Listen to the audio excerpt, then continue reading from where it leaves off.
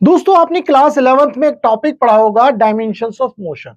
Motion के तीन dimension होते हैं, one dimensional motion, to dimensional motion और थ्री डायमेंशनल मोशन। अगर आपको ये कॉन्सेप्ट समझना है तो आपको ये इमेजिन करना होगा कि ये तो एक्स एक्सिस क्या है, वाई एक्सिस क्या है और जेड एक्सिस क्या है।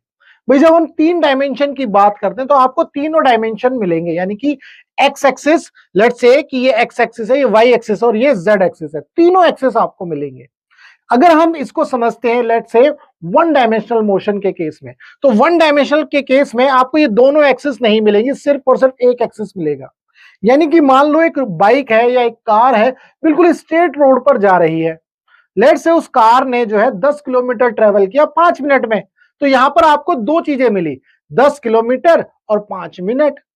तो यानी कि ये कैसा मोशन हो गया, वन डायमेंशनल मोशन, जिसमें आपको एक ही कोऑर्डिनेट मिलता है, यानी कि सिर्फ और सिर्फ एक्स एक्सिस या फिर वाई एक्सिस या फिर जेड एक्सिस, सिर्फ एक ही कोऑर्डिनेट की वैल्यू मिलेगी, उसे हम बोलते हैं वन डायमेंशनल मोशन।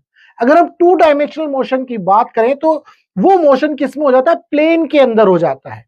प्लेन का मतलब एरोप्लेन नहीं, प्लेन का मतलब एक्स एक्सिस और वाई एक्सिस। जैसे कि ये वीडियो बन रही है तो ये एक प्लेन है, आपको जो दिख रहा है एक प्लेन है, इस प्लेन पर मान लो छिपकली चल रही है, तो जो छिपकली का मोशन है वो बेसिकली किस में आ जाएगा, मोशन प्लेन पर आ जाएगा। तो इस तरह का मोशन हो जाएगा टू डायमेंशनल मोशन। अब बात करते हैं थ्री डायमेंशनल मोशन की। थ्री डायमेंशनल मोशन किस तरह से होगा, वहां पर आपको तीनों एक्सिस मिलेंगे, एक्स एक्सिस, वाई एक्सिस और जेड एक्सिस। अगर आप थ्री डायमेंशनल मोशन देखना चाहते हैं तो जैसे एरोप्लेन उड़ रहा है, पतंग उड़ रही है, पक्षी उड़ रहे हैं, ये इसके लिए अगर आपको एक ओरिजिन से देखना होगा तो आपको तीनों एक्सिस देखने पड़ेंगे, एक्स एक्सिस, वाई एक्सिस और जेड एक्सिस। इस तरह का मोशन जो होता है वो थ्री डायमेंशनल मोशन होता है। टू डायमेंशनल मोशन में और भी एग्जांपल आप देखते हो, जैसे सर्कुलर मोशन। मान लो यहां पर घड़ी है, घड़ी में आप देखते हो जो सेकंड का हैंड है या मिनट का हैंड है इस तरह से मूव करता है, this is called a two dimensional motion, है कि motion in a plane. Projectile motion, motion in a plane होता है। वन डायमेंशनल मोशन में सिर्फ रोड पर जो मोशन रहा वो वन डायमेंशनल मोशन नहीं है।